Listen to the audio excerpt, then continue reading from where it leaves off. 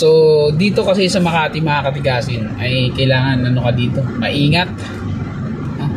Maingat ka sa mga sign, sa mga nakasulat dyan sa mga gilid-gilid.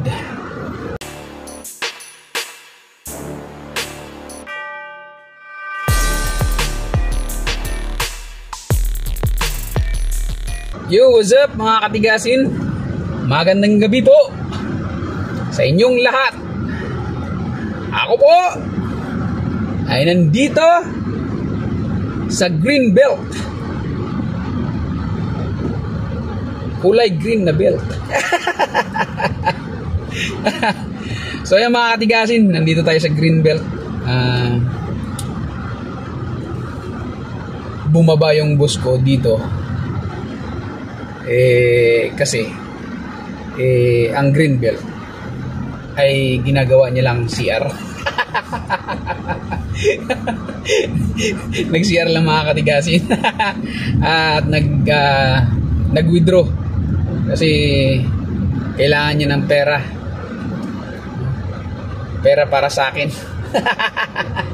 So dito siya bumaba at dito ko rin siya susunduin mamaya. Ay pasensya na po mga katigasin, lumabo. Ayun, okay na. So yan, syempre bawal tayong magtambay-tambay dyan.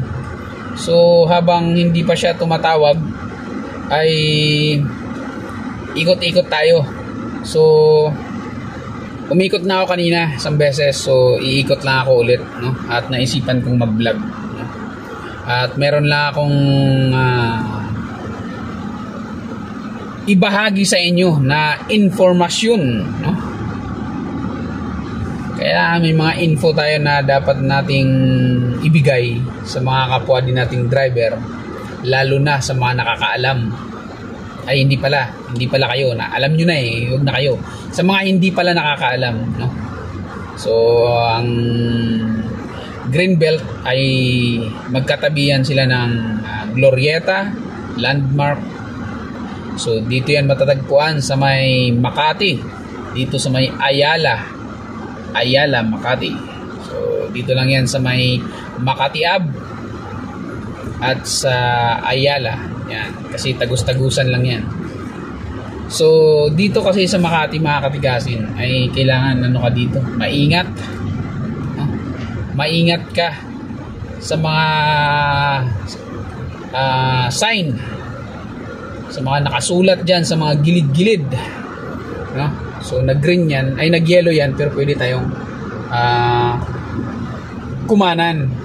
Yan, sa katulad nyan mga katigasin, kapag walang nakalagay na no right on red, mga ganyan, ay wag po kayong tutuloy, no? Huminto kayo.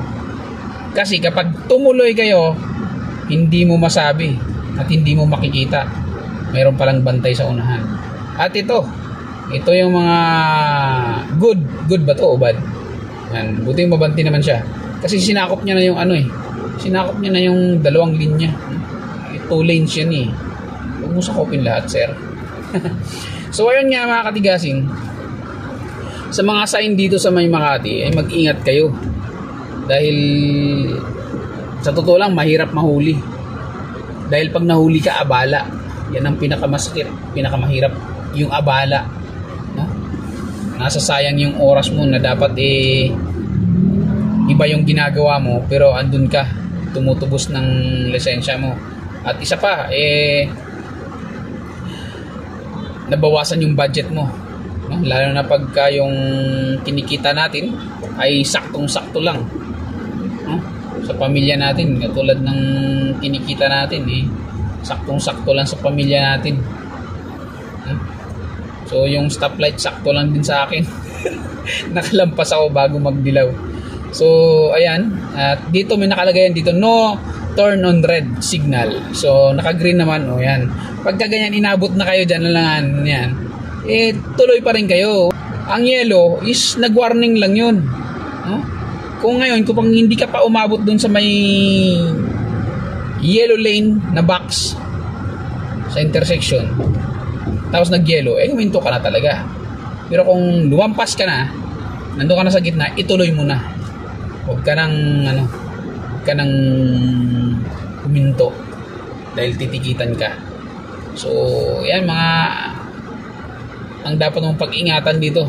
Karamihan sa mga nahuhuli dito sa Makati, mga bagwang driver, yan. Kalimitan sa nakikita ko dito. Dahil sinasabi pa niya, bago lang kasi ako dito, hindi ko alam kasi dito, ganyan, ganyan. Tapos maraming one way dito, kaya ingat talaga, no?